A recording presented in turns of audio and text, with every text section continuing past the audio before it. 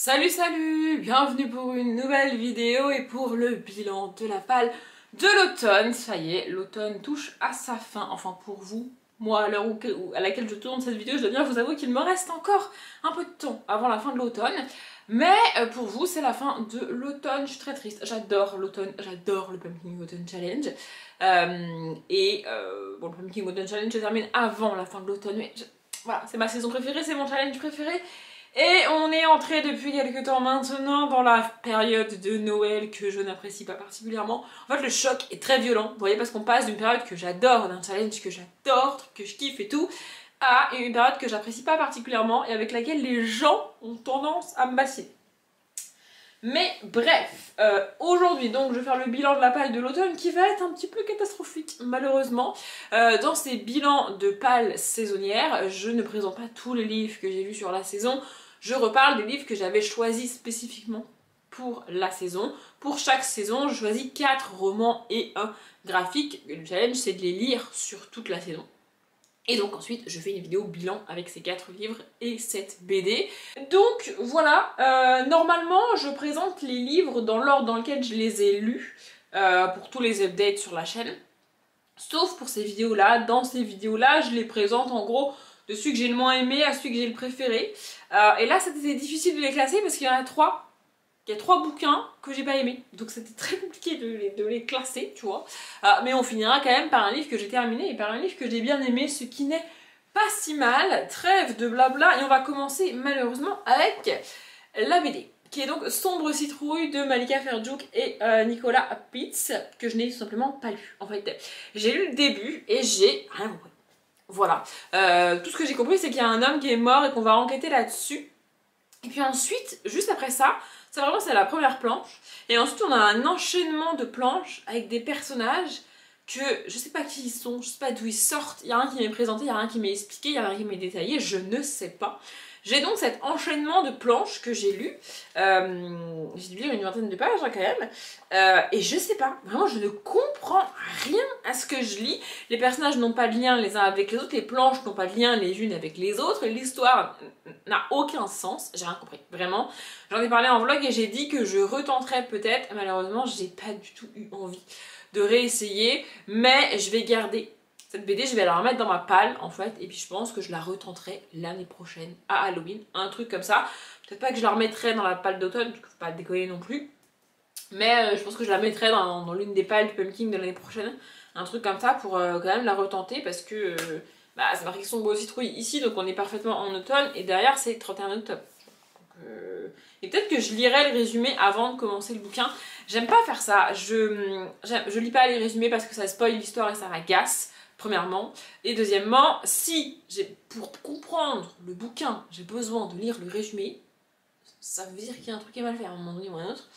Mais là, je sais pas, c'est quand même Malika Ferjouk et je sais pas pourquoi, mais j'ai envie d'essayer. Donc voilà, en échec pour l'instant, mais probablement que je réessayerai l'année prochaine.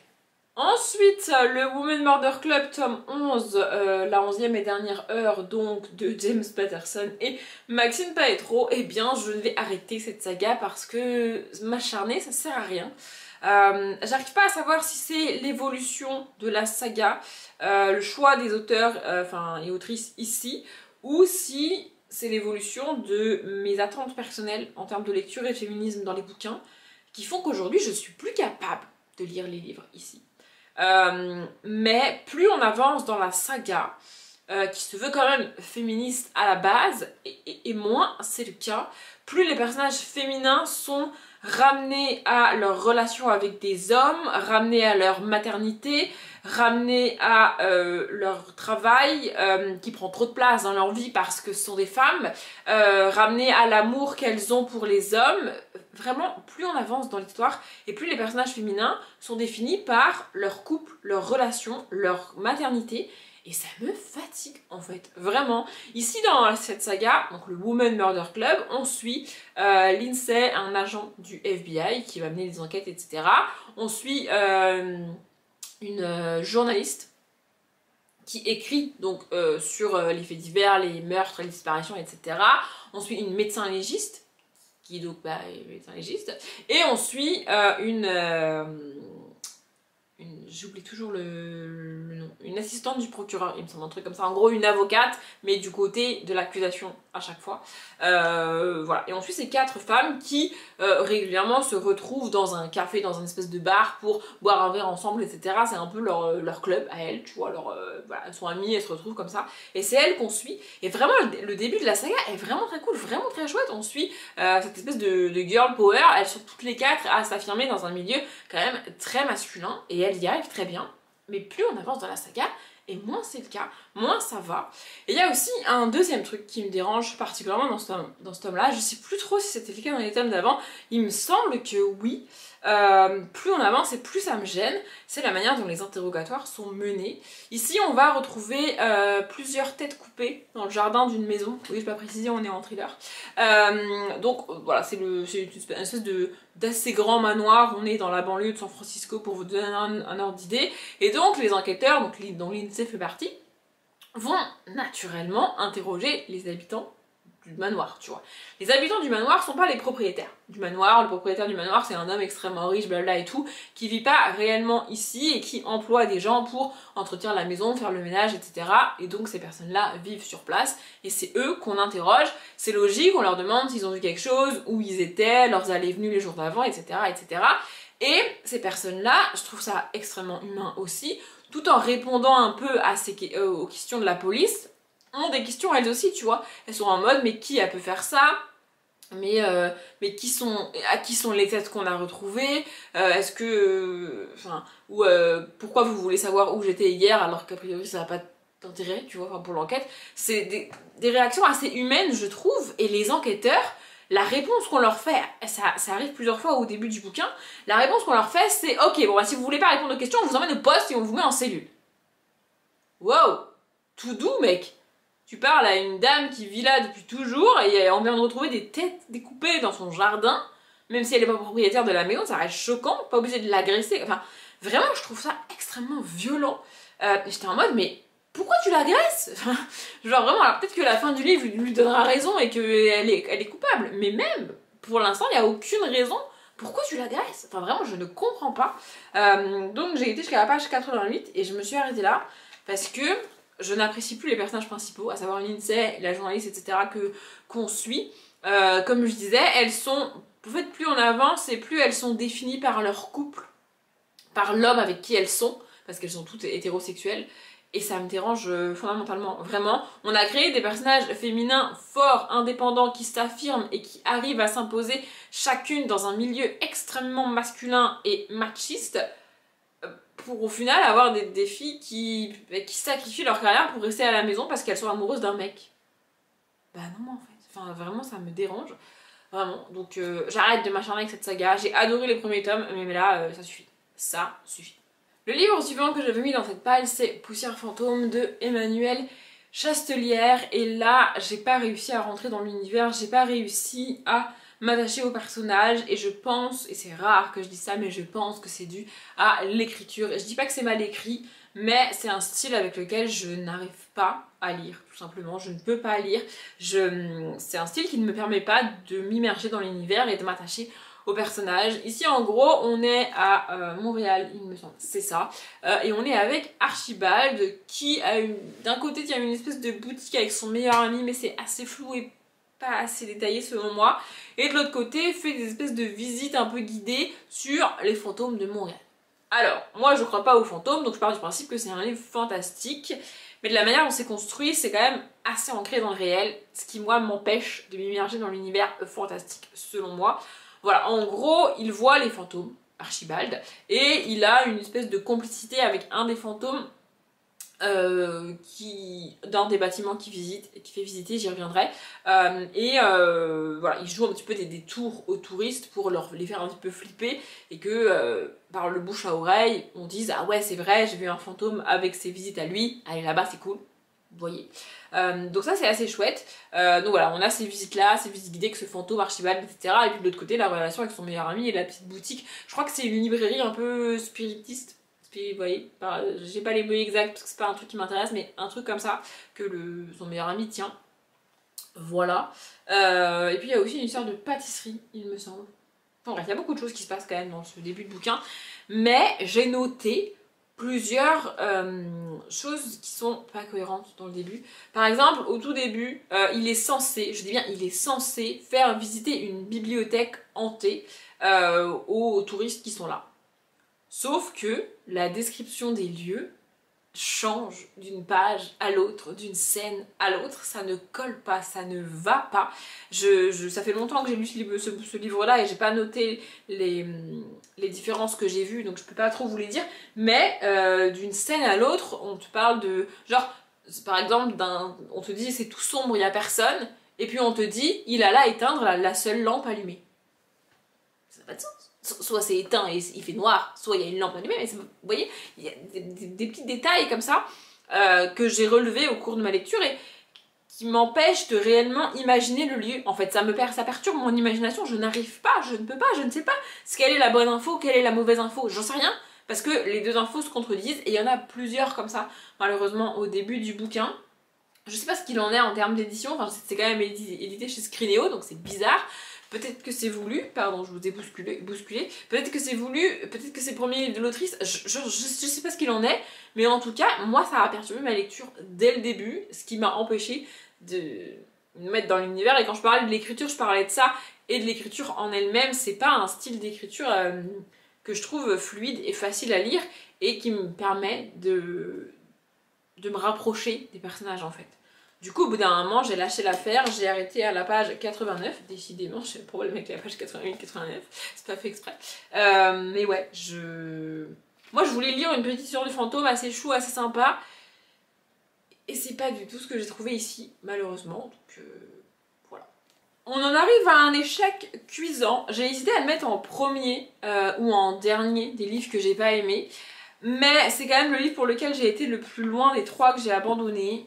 Et c'est quand même un livre pour lequel j'ai beaucoup de choses à dire. C'est un livre qui est quand même assez récent et qui a été beaucoup apprécié, quand les gens ont adoré. Mais alors, moi j'ai pas du tout accroché. Je parle des Jumeaux Croche-Mort de Cassandra O'Donnell, donc le tome 1, La Malédiction. J'ai quand même été jusqu'à la page 219. Et puis j'ai fini par arrêter parce que parce qu'il se passe rien. Tout simplement, en fait. Ici, on va suivre Silence et Auriel, il me semble, c'est ça. Donc, les jumeaux Croche-Mort, ils sont orphelins depuis pas très longtemps, c'est-à-dire qu'ils ont 15-16 ans et leur mère est morte il y a un an ou deux, un truc comme ça, donc ils sont pas orphelins de naissance, mais ils sont quand même orphelins. On les rencontre au début, ils sont chez une dame. Ils ont été accueillis, voilà, recueillis parce qu'ils sont pas majeurs et qu'ils peuvent pas être tout seuls et que leurs parents sont donc morts et qu'ils ont a priori pas de famille, donc ils ont été recueillis chez une famille d'accueil en gros. Donc voilà, on les rencontre là, on te les présente assez rapidement. Auriel fait des cauchemars et il se passe des trucs assez bizarres, mais on n'en dit pas trop non plus. Et puis il y a un homme qui va venir les voir pour leur dire que leurs grands-parents, qu'ils croyaient morts, se sont manifestés, ont obtenu leur garde et qu'ils doivent aller les voir là-bas. Et donc on va suivre tout leur voyage jusque chez leurs grands-parents, puis l'arrivée au manoir, etc., l'intégration au lycée, et on va en apprendre plus sur leur famille, enfin plus, un tout petit peu plus sur leur famille. Je peux pas trop vous en dire parce que malheureusement en 200 pages il ne se passe pas énormément de choses. C'est la raison principale pour laquelle j'ai abandonné le bouquin. Déjà, j'ai pas compris pourquoi on n'avait pas démarré l'histoire au moment où ils débarquent chez leurs grands-parents, parce que tout ce qui se passe avant sert pas à grand chose, au final. Premièrement. Si ce n'est que on a une bonne centaine de pages à se faire chier, jusqu'à ce qu'ils atteignent le manoir. Et quand ils atteignent le manoir, je me suis dit, ah, ça va commencer. Bah non, pas du tout. Pas du tout. On continue à suivre Silence et Auriel dans leur petite vie, personne ne leur explique rien. On sent bien qu'il y a une ambiance particulière dans cette ville, qu'il y a un secret de famille, un truc, notamment autour de Silence. Mais on nous explique rien, on ne leur explique rien, et les jumeaux posent pas plus de questions que ça. Voilà, c'est une ambiance assez creepy, assez oppressante dans ce village-là. Pour vous donner un ordre, c'est un village qui est constamment sous la brume, oui. Mais c'est tout. En fait, à part l'ambiance, il n'y a pas grand chose et on n'a pas d'infos, on n'a rien. Et ce qui m'a vraiment fait arrêter le bouquin, parce qu'à ce stade-là, j'étais déjà pas très bien. Je n'aime pas les livres qui mettent 1000 ans à démarrer. Là, j'ai dépassé la moitié, il se passe rien. Mais c'est Cassandra O'Donnell, donc je continuais. Mais ce qui m'a fait définitivement refermer le bouquin, c'est Silence. Je ne comprends pas les réactions de Silence. C'est un personnage très solitaire, très renfermé sur elle-même, qui ne fait confiance à personne et qui ne parle pas beaucoup. Ça, je peux le comprendre. Le problème que j'ai, c'est qu'ils sont quand même jumeaux avec Uriel. Ils ont grandi tous les deux, ils sont quand même proches tous les deux, et l'univers de l'un se résume à peu près à l'autre, d'autant plus depuis qu'ils sont orphelins, vous voyez. Et pourtant, Silence passe son temps à envoyer bouler son frère. Elle lui parle extrêmement mal. Il se passe des choses pour Uriel, il fait des cauchemars et puis d'autres choses, etc., qu'il essaye d'expliquer à sa sœur, tu vois. Et sa sœur l'envoie bouler, sa sœur l'envoie chier. Sa sœur lui parle vraiment mal. J'étais en mode, mais pourquoi? Enfin, genre, c'est quoi le Enfin, c'est ton frère qui te parle, tu vois, c'est ton frère jumeau avec lequel t'as grandi.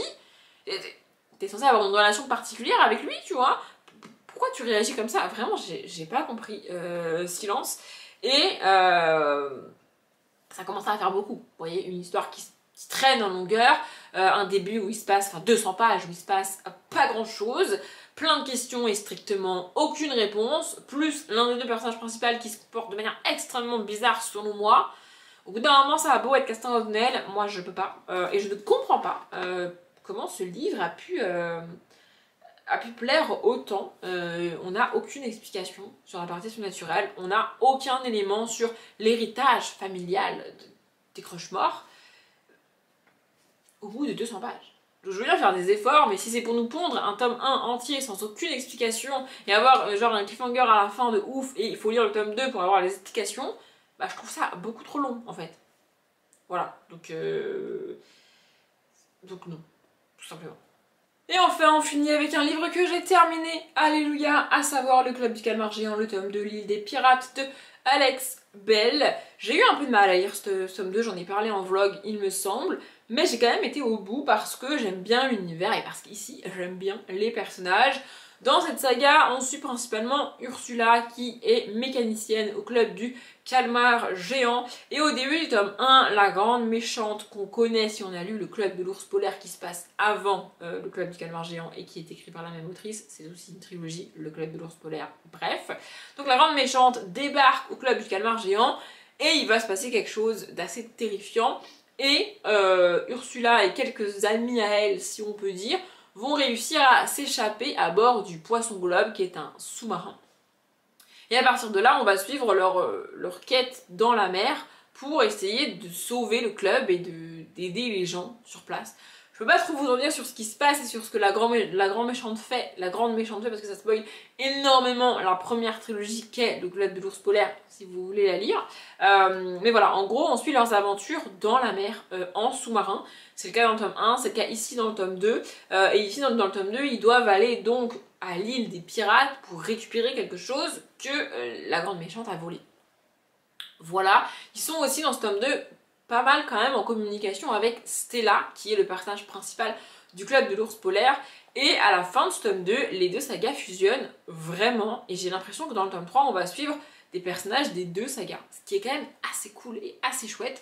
Vraiment, l'ambiance est hyper fun à lire ici. J'aime beaucoup les personnages. On a une bonne part de féminisme parce que notamment au début du tome 1 du club de l'ours polaire, Stella, donc le personnage principal, veut intégrer le club de l'ours polaire, mais le club de l'ours polaire, comme tous les clubs alentours, sont interdits aux femmes depuis des décennies et des décennies, et le club de calmar géant aussi est interdit aux femmes. C'est pour ça que Ursula est mécanicienne et pas membre du club.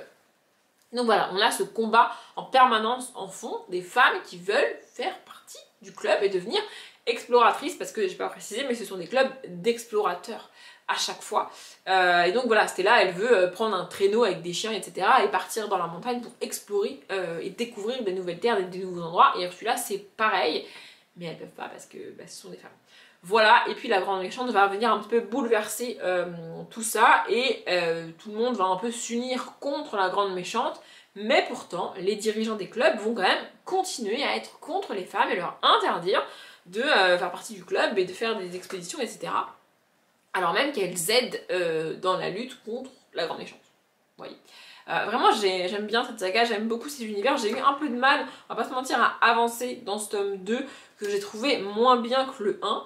Mais j'ai bon espoir, vu la fin du tome 2, que la suite soit vraiment chouette. Donc je vais acheter et lire la suite, c'est une certitude. Je sais pas s'il y a une autre trilogie de prévue ou de commencer même par l'autrice sur un autre club, ce serait vraiment franchement cool. Mais en tout cas, voilà, j'ai bien aimé ce tome 2, j'aime beaucoup l'ambiance. Ici donc on est en sous-marin, on passe pour vous donner un ordre d'idée par la baie des squelettes, toujours en sous-marin. On a un cimetière de vieux dinosaures marins où tous les os sont au même endroit dans la mer et on voit ça. Moi j'ai lu ça à peu près au moment de, enfin pas très loin d'Halloween, donc c'était franchement pas trop mal pour Halloween. Et puis on finit par arriver donc à l'île des pirates avec tous ces pirates, etc. C'était franchement assez chouette. J'aime bien l'ambiance. Je trouvais ce tome 2 peut-être un petit peu trop lent à mon goût, mais j'ai quand même été au bout. Pour tout vous avouer, j'ai un petit peu galéré moi à titre perso à tourner cette vidéo, mais j'en suis venue à bout. J'espère qu'elle vous a plu. Je vais m'arrêter là. Comme d'habitude, je vous souhaite une bonne journée, un bon après-midi, un bon appétit ou une bonne nuit. Et je vous dis à bientôt.